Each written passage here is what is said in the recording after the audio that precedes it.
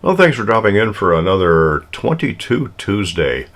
I have lusted after this gun for a couple of years. I've just never found one in the flesh, and the ones I found online, I never really got excited about the price. However, my local gun shop got the 351 PD in a while back, and it's been sitting on the shelf for a while. Apparently nobody wanted to buy a J-frame 7-shot 22 Winchester Magnum rimfire revolver. I did. It's here. And I actually did put some first shots through it, so stay tuned while we talk about it.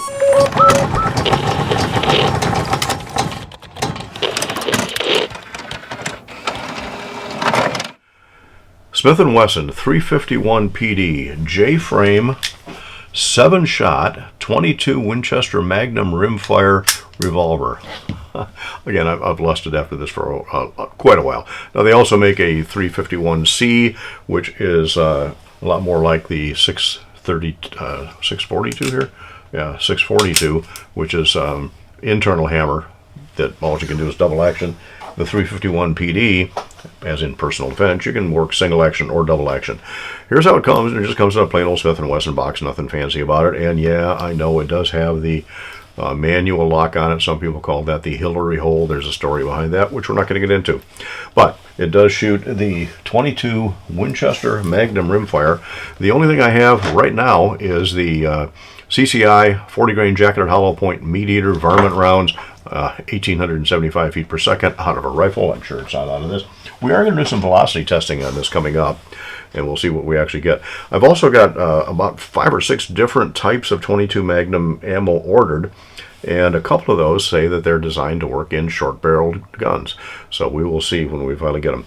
So some general specs about it. The gun itself is really, really light. Even when I add 7 rounds of 40 grain CCI ammunition, this gun is 12.5 ounces. A really nice pocket-sized gun. Compare that with my 432 Ultimate Carry, the Lipsy version of the J-frame in 32 H&R Magnum, with 6 rounds of 100 grain buffalo bore, which is what it's designed to shoot. That's 18 ounces. The 632, which we just flashed here a minute ago, 38 Special 5-shot with 5 rounds of buffalo bore 150 grain flat nose wad cutter, which again works real well out of that gun. 16.8 ounces, so a little lighter than the 432 UC. And finally, the Ruger LCR. Again, we've done a review on this one. 5-shot 9mm, and with 5 shots of 124 grain Federal HST in moon clips, of course, which is the nice advantage to that gun, is the heavyweight at 19.3 ounces. So 12.5 ounces out of this little gun. Really cool. Now, it does have your typical notch rear sight and somewhat of a high-vis fiber optic type front sight. It's not really a high-vis, but the fiber optic does show up nicely. And that looks like the sight is pinned in there, so maybe that can be removed. The whole thing is lightweight. I just say airweight on the right side, airweight PD, personal defense. And alloy frame, obviously, a shrouded barrel, and what makes it so light is it does have an alloy cylinder. It does have, looks like stainless steel extractor star and extractor rod on it. But whatever it is light. And again, single action or double action. Does have a groove down the back. I'm not quite sure why that's there. Maybe it makes it a little bit lighter too. And you can attach a lanyard to it. Really cool, I guess. Boot grip, nicely finished, plain wood. It's not checkered. You don't get a lot of texturing on it. But again, the recoil is so mild and it's not a big deal. And there's nothing to hang up in the pocket on this except the hammer spur. But I don't like boot grips because you can't get that little finger on. Now, on a gun this small that really doesn't recoil much with that 22 Magnum, is that really critical? Not necessarily.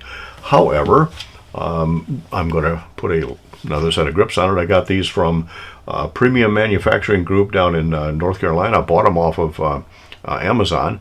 A decent price for very nice wood grips. Tried them on my 432 UC, except they don't accommodate speed loaders in there, so they're not on that gun. I'm not going to worry about a speed loader with this gun, so I will probably put those on there to get that 3-finger grip. Trigger on this is, and again, we are unloaded. Trigger on this leaves a lot to be desired. Long, heavy pull. My electronic gauge wouldn't record it, so I used the RCBS spring type gauge, and the best I could get out of that trigger pull is about 13.5 pounds. Little heavy. In fact, one pull came out to about 17. I think that's just the way I was hanging out of the spring gauge when I did it. Single action, on the other hand, although I never shoot single action, but single action on this is about 2.5 pounds. Certainly workable, but in a defensive gun, are you going to shoot single action? And the answer to that is no. When you compare that to my 432, which again is empty, trigger on this, go back and look at the video on that, is a whole lot nicer, smoother. But again, this is not necessarily a performance center, but it certainly is a custom with the Smith & Wesson. These guns are about the same price too, though, and of course no internal lock-on or external lock-on the 432 Ultimate Carry. But that trigger definitely leaves a lot to be desired. It does shoot, but it does not shoot where I want it to. 12 yards, center target. Terrible trigger. Now I'm going to go my usual equal height, equal light on the sights for the first shot, see where it goes. And didn't even hit the target there. It's an 8-inch circle here at 12 yards. Okay, so I'm going to raise the sight just like I did with the 432 UC.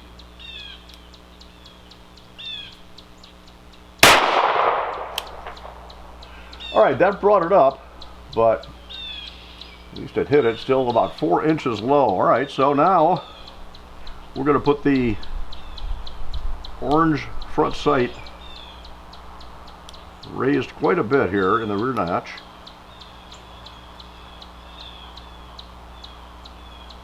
Boy, that's a long trigger pull, and it's a hard trigger pull at that.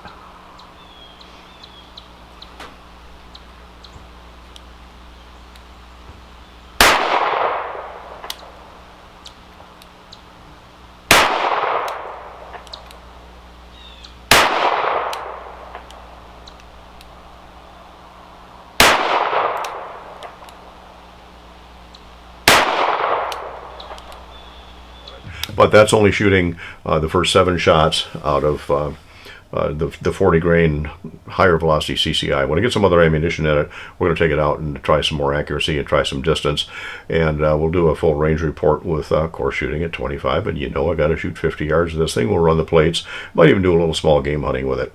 But I've lusted after this gun mainly because I want the 22 Magnum Winchester Magnum rimfire. Winchester Magnum rimfire, not Winchester rimfire mag. Anyway, I've wanted that for a long time. I'm impressed that this gun comes out so light. I'm not impressed with the trigger. There are ways to work on that. Again, I'm just going to dry fire the heck out of this. And I know you're not supposed to dry fire a rimfire gun, but you know something? The firing pin is working the same as it does on a center fire, so I'm really not that worried about it. May even be carrying it in my leather holster from Craft Holsters. This turns out to be a really nice holster. I like the way it's all put together. It fits the J-frame quite nicely. And hey, if I'm ever going to carry this thing, which I might, am I going to object to carrying 7 shots out of 22 Magnum rimfire? Probably not. It sure beats a poke in the eye with a sharp stick. But in the Craft holster, it's going to work out really nice. So a quick look at the Smith & Wesson 351 PD personal defense 22 Magnum rimfire 7-shot, really light gun. More to come on this, but thanks for stopping in for this quick look.